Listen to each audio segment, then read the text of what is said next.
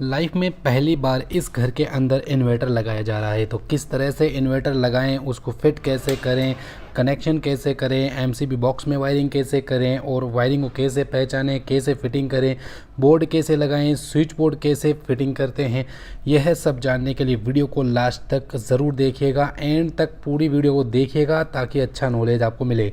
Guys ज़रूर से ज़रूर वीडियो को लाइक कर दीजिए क्योंकि आपके इंटरेस्ट के मुताबिक काफ़ी शानदार ये वीडियो है। लास्ट तक ज़रूर देखिएगा, स्टेप बाय स्टेप देखिएगा। ये मैंने इन्वर्टर कितने रुपए में ग्राहक के लगाया है और ओबियसली मैंने कितना रुपए कमाया है, ये सब जानने के लिए वीडियो को लाइक कर दीजिए, चैनल को अभी सब्सक्राइब कर दीजिए, वीडियो को लास्ट तक ज़रूर देखिएगा। चलिए दोस्तों शुरू करते हैं। यहाँ पे आप देख सकते हैं ये है इन्वर्टर, और इन्वर्टर की बात करें तो 2250 VA का ये इन्वर्टर है, 2250 मॉडल है, और 200 एम्पियर की बैटरी 60 मंथ वारंटी के साथ में मैंने यहाँ पर परचेस किया है। और यह साइट में मैं कितना पैसा कमाया, कितने रुपए का सेटअप आया है, तो वीडियो को पूरा लास्ट तक देखिएगा ताकि हम आपको स्टेप बाय स्टेप सब कुछ समझा सकें कि कितने रुपए की प्राइस यहाँ पर लगी इन सारा सेटअप की।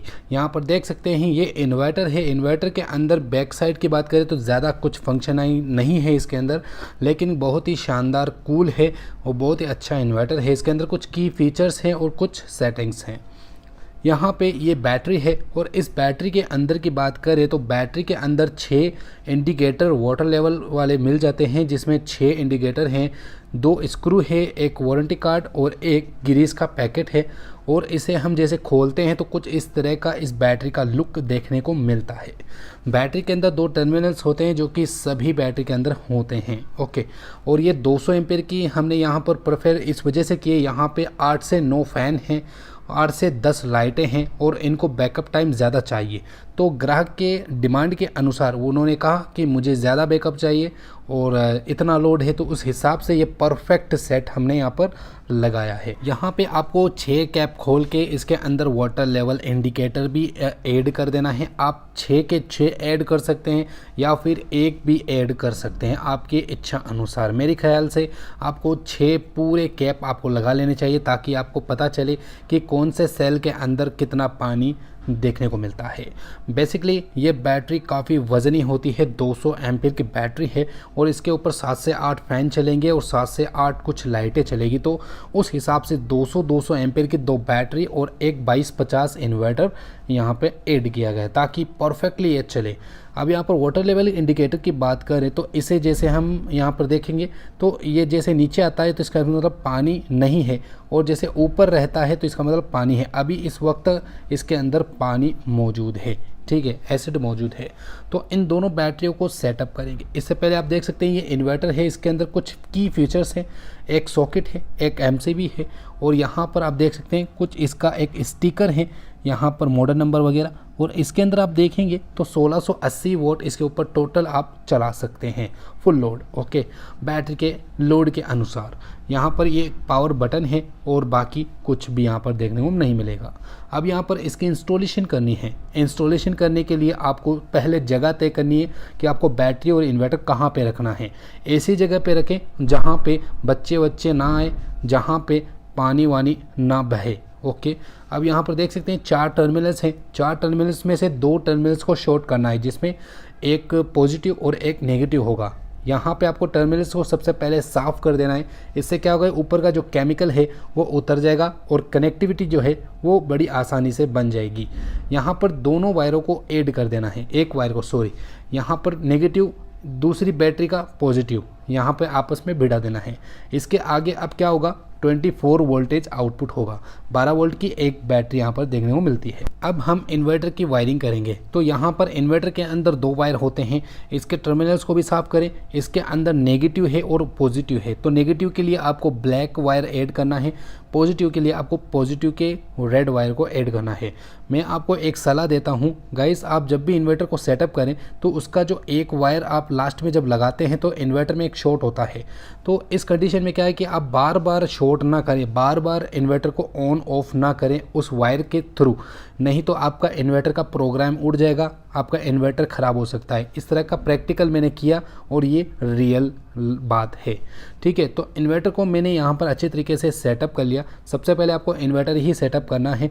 अब यहाँ पर टेस्टिंग करते हैं इन्वर्टर की। तो इन्वर्टर जो है बहुत ही शानदार वर्क कर रहा है। मशीन आप देख सकते हैं चालू हो चुकी है। अब यहाँ पर हमें क्या करना है, सप्लाई को अंदर देनी है, क्योंकि ओबियसली आपको पता है यहाँ पर पहली बार वायरिंग हो रही है, तो उस कंडीशन में कैसे करें। तो यहाँ पर देख सकते हैं कि जो हमारे कमरे के अंदर स्विच बोर्ड है उन सभी से जो वायरिंग निकल रही है रूम के अंदर से, वो सारा यहाँ पर आया हुआ है। ये देख सकते हैं वाइट कलर का वायर है। अब हमें स्विच बोर्ड के अंदर पता करना है कि वाइट कलर का ही वायर है या नहीं। ओके, अब हम यहाँ एमसीबी से होते हुए सीधा इन्वर्टर तक वायर पहुंचाएंगे। तो आप देख सकते हैं यहाँ पर स्प्रिंग वायर मैंने यहाँ पर ऐड कर दिया है। इसके अंदर आपको 3 वायर डालने हैं। जी हाँ दोस्तों, 3 वायर क्यों, 2 न्यूट्रल फेज और 1 इन्वर्टर के लिए होगा। यानी कि यहाँ पर 1.5 mm का वायर लगा रहे हैं इन्वर्टर के लोड के अनुसार। जैसे कि आप अगर बड़ा वाला इन्वर्टर लगाते हैं 3-4 बैटरियों का, तो उसमें 2.5 mm का 2.5 mm की केबल का यूज़ लेना होगा। ये जो होल है वो मैंने तकरीबन 1.5 साल पहले निकाला था यहाँ पर ACO की वायरिंग करने के लिए। अब यहाँ पर वही होल यहाँ पर काम आ रहा है MCB बॉक्स में।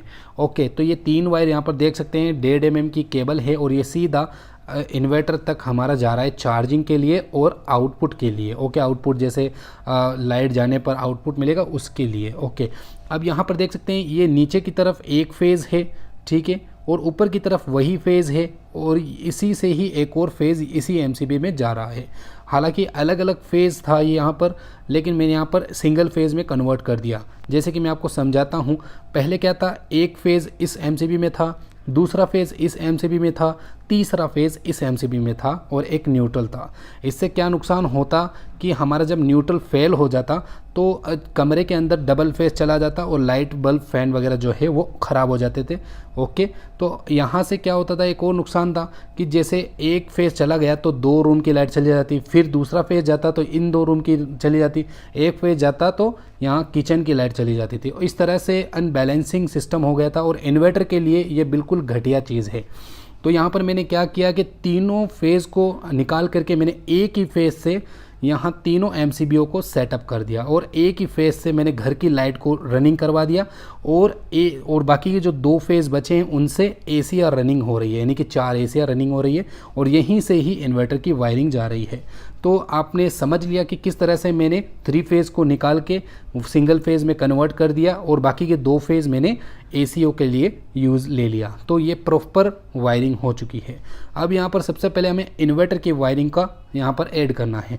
तो ये देख सकते हैं यहाँ पर जो वाइट कलर का वायर जो नज़र आ रहा है, सबसे पहले आपको चेक कर लेना है गाइस, ऐसे हाथ नहीं डालना है, आपको चेक कर लेना है कि घर के अंदर से ये वायर रिवर्स कनेक्शन तो नहीं जा रहा है, यहाँ से कोई करंट वरंट तो नहीं है। तो इसको चेक करने के बाद ही ये कनेक्शन करें और कनेक्शन को बिल्कुल फ्री रखें, तब आप कनेक्शन करें, नहीं तो फॉल्ट हो सकता है। तो इस तरह का काम आप अपने घर पर बिल्कुल भी ना करें ट्राई। ओके, अगर आप प्रोफेशनल हैं तब कर सकते हैं, नहीं तो आप बिल्कुल भी ना करें इस चीज़ को ट्राई, ठीक है। तो यहाँ पर देख सकते हैं ये मैंने कम्प्लीटली यहाँ पर एक वायर को इन सभी वायर से ऐड कर दिया। ये एक वायर सीधा इन्वर्टर के अंदर ही कनेक्ट होने वाला है और यहाँ से ही सीधे हमारे स्विच बोर्ड तक सप्लाई जाने वाली है। ये सिंगल वायर जो होता है यही हमारा आउटपुट होता है। अब इनपुट वायर की बात करें तो ये जो इनपुट के लिए यहाँ पर देख सकते हैं ये रेड वाला वायर है। अब ये है वायर आप नीचे वाले MCB में लगा सकते हैं, इसमें भी और इसमें भी, तीनों में किसी में भी लगा सकते हैं, क्योंकि तीनों MCB सिंगल फेज से वर्क कर रही है। पहले इस तरह नहीं करना पड़ता, क्योंकि पहले 3 फेज़ में तीनों MCBयाँ थी, अब ये सिंगल फेज़ में तीनों है, तो आप किसी भी MCB में इस वायर को ऐड कर सकते हैं। ये चार्जिंग वाला वायर है, इससे इन्वर्टर चार्ज होगा और हमारा आउटपुट लोड भी चलेगा। ओके, और ये है neutral wire. Neutral wire basically कहाँ पे कनेक्ट होता है, MCB बॉक्स के अंदर न्यूट्रल वायर कॉमन होता है। ये न्यूट्रल जो है कम्प्लीटली सभी कमरों के अंदर प्रोवाइड होता है, यहीं से ही सारा घर के अंदर न्यूट्रल पहुंचता है। तो इसी के अंदर आपको कनेक्शन कर देना है न्यूट्रल के, ठीक है, यहाँ पर इस तरीके से। हालांकि यहाँ पर आइसोलेटर लगा हुआ नहीं है, 3 फेज़ का ख़राब हो गया था। तो अब देखो कभी कभी कहीं कहीं ग्राहक के यहाँ पर नहीं होता है कुछ चीज़ें, तो हमें इसी तरह से मैनेज करना पड़ता है, ठीक है ना। तो यहाँ पर ये देख सकते हैं MCB बॉक्स बिल्कुल फाइनल हो चुका है। तीनों वायर मैंने यहाँ पर ऐड कर दिए हैं, जैसे कि देख सकते हैं ये चार्जिंग के लिए न्यूट्रल फेज़ हैं, जो न्यूट्रल और फेज़ के अंदर ऐड किया, और ये आउटपुट कनेक्शन है। अब मुझे पता है कि अंदर 2 वायर जा रहे हैं जो कि रेड कलर के हैं, तो पता कैसे करें कि इन्वर्टर का कौन सा है, चार्जिंग का कौन सा है। तो इसे इस तरीके से खींच के आप अंदर पता करवा सकते हैं और अंदर कुछ चिन्ह मार्क लगा सकते हैं इस वायर के कि भाई ये इन्वर्टर का ही है। अब आप देख सकते हैं अंदर मैंने वायरिंग को लेके आ गया हूँ। ये देख सकते हैं तीनों वायर यहाँ तक आ चुके हैं। और यह मैंने आपको बताया था एसी की वायरिंग मैंने की थी, तो ये तकरीबन 1.5 साल पहले की बात है। ओके, तो ये उस वक्त इन्वर्टर यहाँ पर नहीं था। ओके, अब यहाँ पर देख सकते हैं मैंने चिन्ह मार्क कर दिया और 2 न्यूट्रल फेज अलग हो गए हैं। अब आपको फिटिंग करनी है वायरिंग को, मतलब ऐसे ही नहीं छोड़ना है। या तो आप केसिंग पट्टी में लगाएं या फिर पाइप लगाएं या फिर ग्राहक को पूछ के जैसे ही आप फिटिंग करना चाहते हैं वैसे ही लगाएं। ओके, और जैसा काम होगा वैसी प्राइस लिस्ट बनेगी। जैसे कि कभी कभी कोई ग्राहक समझ लेते हैं कि इन्वर्टर सेटअप करने वाले ही वायरिंग करते हैं और उसी इन्वर्टर के अंदर ही उसका पैसा होता है, मतलब फिटिंग का पैसा होता है। फिटिंग का नहीं होता है गाइस, वायरिंग फिटिंग का पैसा अलग होता है, इलेक्ट्रिशियन अलग लेता है, और इन्वर्टर सेटिंग का पैसा अलग होता है। यानी कि ये जो इन्वर्टर है इसका सेटअप अलग है और वायरिंग का सेटअप अलग है। इन सभी का प्राइस अलग अलग बनता है। कोई ग्राहक ऐसे समझते हैं कि एक साथ ही हो जाता है, नहीं दोस्तों। ठीक है, अब यहाँ पर हम चार्जिंग के लिए प्लग लगाएंगे जो कि चीनी माटी का होना चाहिए, प्लास्टिक का नहीं होना चाहिए। प्लास्टिक का जो है वो जल जाएगा। चीनी माटी का आपको लकड़ी वाला लगाना है जो पुराने टाइम पे चलता था। और यह जो वायर है ये इन्वर्टर के अंदर ऐड होगा। 2 वायर चार्जिंग के हमने यहाँ पर सेटअप कर लिए हैं। ओके, अब यहाँ पर कुछ इस तरीके से आपको स्विच बोर्ड को लगाना है। ट्राई कर लेना है कि इतनी हाइट लगानी है, कितनी नहीं लगानी है आपको इन्वर्टर के हिसाब से, और इन्वर्टर के सेटिंग के सामने इसे सेट करना है। यहाँ पर देख सकते हैं 2 वायर यहाँ पर छोटे हैं जिसको हम पावर प्लग देंगे। यहाँ पर देख सकते हैं ये रेड वाला वायर है, इसके अंदर फेज़ आ रहा है। ओके, और ब्लैक वाले वायर में न्यूट्रल आता है। तो बेसिकली इन्वर्टर की वायरिंग जो है वो बिल्कुल सीधी होनी चाहिए। और देख सकते हैं ये चीनी माटी का यहाँ पर मैं सॉकेट यूज़ ले रहा हूँ 16 एम्पियर का।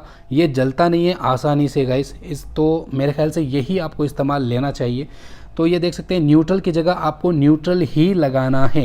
न्यूट्रल की जगह आप फेज़ लगाते हैं तो मेरे ख्याल से इन्वर्टर ख़राब हो सकता है, या फिर आपकी लाइन जो है उल्टी फुल्टी हो जाएगी, काम नहीं करेगी। ओके, तो आपको सीधा लाइन रखना है। तो ये देख सकते हैं यहाँ पर स्विच के अंदर मैंने फेज़ को ऐड कर दिया और न्यूट्रल के अंदर हमने सॉकेट ऐड कर दिया। तो ये कुछ इस तरीके से वायरिंग होती है। अब यहाँ पर आप देख सकते हैं हम टेस्टिंग करेंगे इस स्विच बोर्ड की, यानी कि इसके अंदर मुझे चार्जिंग पिन डालना है और ऑन करना है। और यहाँ इन्वर्टर के अंदर आप देख सकते हैं चार्जिंग जो है चालू हो चुकी है, एसी, और यहाँ पर चार्जिंग लिखा हुआ आ गया है। तो ये देख सकते हैं आप हमारा जो सिस्टम है चालू हो चुका है, यहाँ तक का सिस्टम चालू हो चुका है। अब आपको स्विच बोर्ड की वायरिंग करनी है तो आपको पहले स्विच बोर्ड में देखना है फेज़ कहाँ पे, यहाँ पे फेज़ है। तो आपको क्या करना है कि पहले इन्वर्टर में नहीं डालना है, आपको यह वायर आपको सीधा स्विच बोर्ड में ही डालना है। क्योंकि अब आपको ऊपर जाके कमरों के अंदर वायरिंग करनी है तो आपको इसी तरह से डायरेक्ट ही रखना है ताकि कोई भी फॉल्ट हो तो इन्वर्टर पे इफेक्ट ना पड़े। तो ये देख सकते हैं इसके अंदर जो फेज़ आ रहा है वो उसी स्विच बोर्ड से आ रहा है जहाँ पे हमने लगाया है। ये देख सकते हैं एक फ़ैन है और एक ट्यूब लाइट है और एक बाथरूम की लाइट है। इस स्विच बोर्ड को कैसे फिटिंग किया जाता है यहाँ पर मैं आपको एक अच्छा ट्रिक दिखाने वाला हूँ जिससे कि वायरिंग का झमेला ज़्यादा नहीं होगा। यहाँ पर आपको सबसे पहले तय कर लेना है कि कौन कौन से स्विच से फ़ैन चल रहा है, लाइट चल रही है और बाथरूम की लाइट चल रही है, कुछ भी आपको लगाना है। यहाँ पर मुझे 3 स्विच को ऐड करना है। तो आपको क्या करना है कि पॉइंट के वायर जो है निकाल करके तीनों स्विच को एक जगह पे कर देना है। जैसे कि मैं आपको समझाता हूँ, इस वायर का मुझे कोई भी काम नहीं है, मैं यह वायर यहाँ से निकाल दूँगा क्योंकि मुझे यहाँ पर इन्वर्टर जोड़ना है और यह पॉइंट मुझे इन्वर्टर में नहीं जोड़ना है।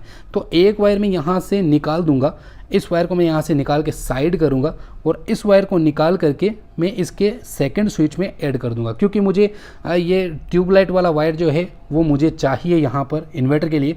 तो मैंने यहाँ पर ऐड कर दिया। ओके, इसको मुझे यहाँ पर छोड़ देना है क्योंकि ये इन्वर्टर में नहीं लगाने वाले। यहाँ पर ये देख सकते हैं ये है बाथरूम की लाइट, ये थोड़ा सा आगे एक स्विच छोड़ के आगे है। तो हम क्या करेंगे कि इसको भी बाहर निकाल देंगे और इसके पास वाले एरिया में कनेक्ट कर देंगे। तो तीनों जो इन्वर्टर के कनेक्शन हैं वो करीब करीब हो गए हैं। अब आपको वायरिंग करने में आसानी होगी। अब मैं आपको समझाऊंगा किस तरीके से आसानी हो जाएगी। अब आपको एक यहाँ पर पहले सेटिंग सब कुछ कर लेनी है। अब आपको चाकू ले लेना है और इसी से कट कर देना है। ये देख सकते हैं फेज़ आ रहा है, ये ओबियसली आपको नीचे से आ रहा है। इन्वर्टर में अभी मैंने कनेक्शन नहीं किया क्योंकि यहाँ पर कुछ भी फॉल्ट हो सकता है। अभी हमें कनेक्शन नहीं करना है इन्वर्टर में, डायरेक्ट चेक करना है। यहाँ पर देख सकते हैं ये जो फेज़ आ रहा है इस फेज़ को हम यहाँ से कट कर देंगे, यानी कि तीनों स्विच हमने एक जगह कर लिए इन्वर्टर वाले। तो यहाँ पर चाकू या फिर आप कटर की मदद से, बेहतर होगा कटर की मदद से करें, मैं चाकू से करता हूँ, मेरी आदत है। ओके, तो इस वायर को यहाँ से लूपिंग हटा देना है। लूप वायर जो होता है, फेज़ कनेक्शन जो चलता है परमानेंट, उसको यहाँ से हटा देना है। फिर आपको एक टेस्टिंग करनी है यहाँ पर टेस्टर से। यहाँ पर करंट नहीं आना चाहिए और यहाँ पे आ रहा है, तो यहाँ पर फ्री हो गया है वायर। अब इसको करंट देने के लिए जो इन्वर्टर का वायर होता है, ओबियसली आपको पता है ये इन्वर्टर का वायर है, इसको हम यहाँ पर कनेक्ट करते हैं तो फैन, लाइट और बाथरूम की लाइट तीनों आपस में चालू हो चुकी है। उम्मीद है आपको यह चीज़ और यह वायरिंग जो है काफ़ी अच्छी तरीके से समझ में आ गई होगी। ग्राहक के इसी तरीके से ही आपको काम करना है। ये स्विच बोर्ड बिल्कुल फाइनल हो चुका है। अब मैं आपको छोटा सा एक डैश दिखाता हूँ। यहाँ पर ये देख सकते हैं, अगर स्विच आगे पीछे होते तो कुछ इस तरीके से झमेला टाइप वायरिंग होती, जिसमें थोड़े थोड़े टुकड़े वायर के लगते। अगर आप क्या करेंगे, पॉइंट के वायर को एक ही स्विच में, यानी कि एक साथ स्विच जो होते हैं उनमें लगा दें और यहाँ से वायर निकाल दें, तो इस तरीके से ज़्यादा बेस्ट होगा। आपकी ज़्यादा वायरिंग भी नहीं लगेगी, मेहनत भी नहीं लगेगी ज़्यादा, और प्राइस आपको उतनी ही मिलने वाली है जितनी आप प्राइस लेते हैं इन्वर्टर को फिटिंग करते समय। हालांकि 1000 रुपये भी होते हैं, 1500 रुपये भी होते हैं, 2000 रुपये भी होते हैं। मैं बताता हूं आपको प्राइस कितनी लेनी चाहिए अगर यह काम आप कर रहे हो। इतना मेहनत का एमसीबी वगैरह बॉक्स के अंदर सेटअप करना, एमसीबी जो भी है, चार्जिंग प्लग वगैरह लगाना, इन सब की अगर आप सेटिंग कर रहे हैं जैसे कि मैं वीडियो में आपको दिखा रहा हूं, तो इसकी प्राइस आपको तकरीबन 1500 रुपये तो लेनी ही है, क्योंकि इसके अंदर काफ़ी ज़्यादा मेहनत लग रही है और कमरों के हिसाब से आपको पैसा लेना है। जैसा काम होगा वैसा ही पैसा लगेगा। ओके, तो यहाँ पर देख सकते हैं ये सॉकेट है। सॉकेट के अंदर भी मुझे फेस देना है। अब सॉकेट को ऊपर तो डाल नहीं सकता, तो क्या करेंगे, यहाँ से लूपिंग वायर को हटाना है, एक वायर का टुकड़ा यहाँ पर लगाना ही होगा। अगर सॉकेट ऊपर होता तो इसका भी आसान हो जाता वायरिंग करना, लेकिन देखो यहाँ से छोटा सा एक झमेला करना ही पड़ेगा। यहाँ से नीचे की तरफ से ऊपर तक मैं एक लूपिंग वायर को खींच दूंगा, छोटा सा टुकड़ा लगा दूंगा। अब यहाँ पर देख सकते हैं इन्वर्टर से जो सॉकेट है वो भी रनिंग करने लग गया है। तो इस तरीके से इन्वर्टर की वायरिंग होती है गाइस। और देख सकते हैं ये एक फ़ैन, एक ट्यूबलाइट और एक बाथरूम की यहाँ पर कनेक्शन है। गाइस मैं चाकू से कर रहा हूँ, आप हंसोगे शायद मेरे ख्याल से, आप कटर से भी कर सकते हैं। मैं छोटी सी मेरी एक आदत है, मैं कुछ भी चीज़ हाथ में होती है उसी से ही मैं कर लेता हूँ। ओके, मुझे जल्दबाजी होती है ना काम की तब।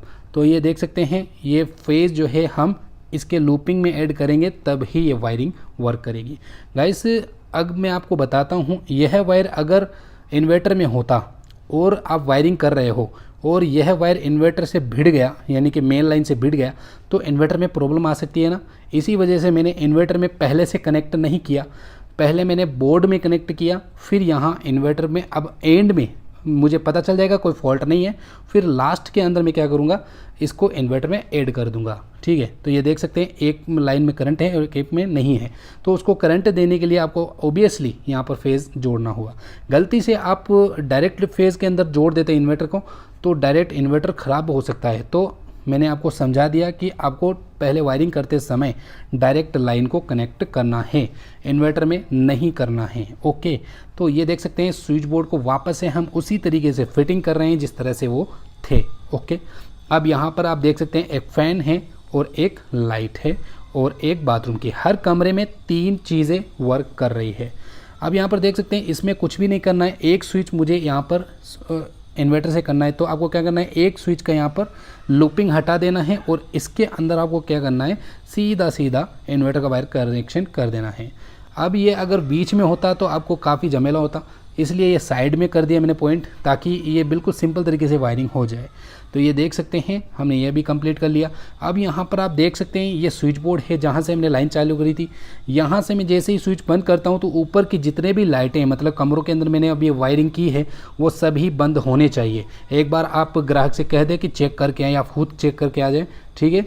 अगर आपको संतुष्टि होती है तो आप इसको फ्री कर दें वायर को। अब यहाँ पर इन्वर्टर के पीछे देखें कि कहाँ पे फेज़ आ रहा है, इसका भी ख्याल करना पड़ता है।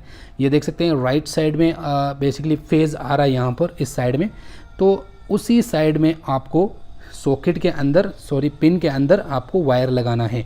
आपको इस तरह से लोकेशन ट्रैक कर लेना है। अब यहाँ पर पिन के अंदर देखना है कि क्या लिखा हुआ है, एल लिखा हुआ होना चाहिए, यानी कि फेज़ एल लिखा हुआ होना चाहिए। इसके अंदर आपको वह जो एक वायर बचा है जो हमने स्विच बोर्ड में डायरेक्ट किया था, उसी वायर को आप इसके अंदर ऐड कर दें और टेस्ट कर लें इस तरीके से। ओके, हाँ यहाँ पर फेज़ आ रहा है। अब इसको पैक कर दीजिए। पैक करने के बाद इसे यहाँ पर सेटअप कर दीजिए। सेटअप हो गया, इन्वर्टर वायरिंग हो गई। अब यहाँ पर आप एक बार टेस्टिंग कर लें और बस आपका काम बिल्कुल फाइनल। अगर आप हाई मोड पर रखना चाहते हैं तो हाई चार्जिंग मोड पर भी कर सकते हैं, इको मोड या यूपीएस मोड आपकी इच्छा अनुसार। यूपीएस मोड पे अच्छा रहेगा, सॉरी इको मोड पे। और ट्यूबलर बैटरी है तो ट्यूबलर मोड पे आपको ऐड करना है। यहाँ पर चार्जिंग स्टार्ट हो चुकी है। अब आप इसके टर्मिनल्स पे ग्रीस लगा दें लास्ट में। ओके, ग्रीस से क्या होगा कि आप कभी ये जो स्क्रू है खोलना चाहेंगे तो आप बड़ी आसानी से खोल सकते हैं और ये गले के नहीं, ख़राब नहीं होंगे कभी। ओके, तो स्क्रू अच्छे से आप टाइट भी करिएगा। टाइट अगर अच्छे से नहीं करेंगे तो ये वायरिंग बिल्कुल भी नहीं होगी। अब आपको इसकी प्राइस जाननी है तो डिस्क्रिप्शन में आपको लिंक मिल जाएगा इंस्टाग्राम आईडी का, वहाँ जा कर के इसकी प्राइस लिस्ट जान सकते हैं। ये इन्वर्टर कितने रुपए का मैंने लिया है और यहाँ पर मैंने कितनी मजदूरी यहाँ से ली है, सच्चाई बताऊंगा। ओके, मैंने कितनी मजदूरी ली है, क्या लिया है, कितना रुपए लिया है, सब कुछ मैं आपको इंस्टाग्राम लिंक के थ्रू मैं आपको एक पोस्ट करूंगा, वहाँ पर आप देख सकते हैं सारा कुछ जानकारी। तो ये देख सकते हैं सिंगल फेज़ से ही हमारा पूरा काम चल रहा है।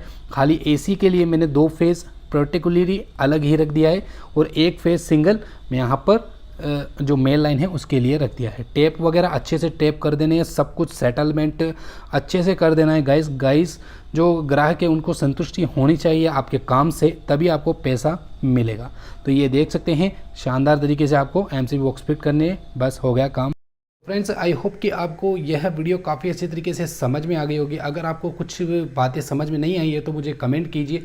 मैं आप सबके कमेंट पढ़ता हूँ, ऐसा नहीं नहीं पढ़ता हूँ, मैं कमेंट पढ़ता हूँ, लेकिन रिप्लाई करने का थोड़ा टाइम नहीं मिलता है। मैं पढ़ता हूँ और उस हिसाब से मैं वीडियो बना देता हूँ। तो चलिए दोस्तों, उम्मीद है आपको पसंद आई होगी। चलिए दोस्तों, बाय बाय।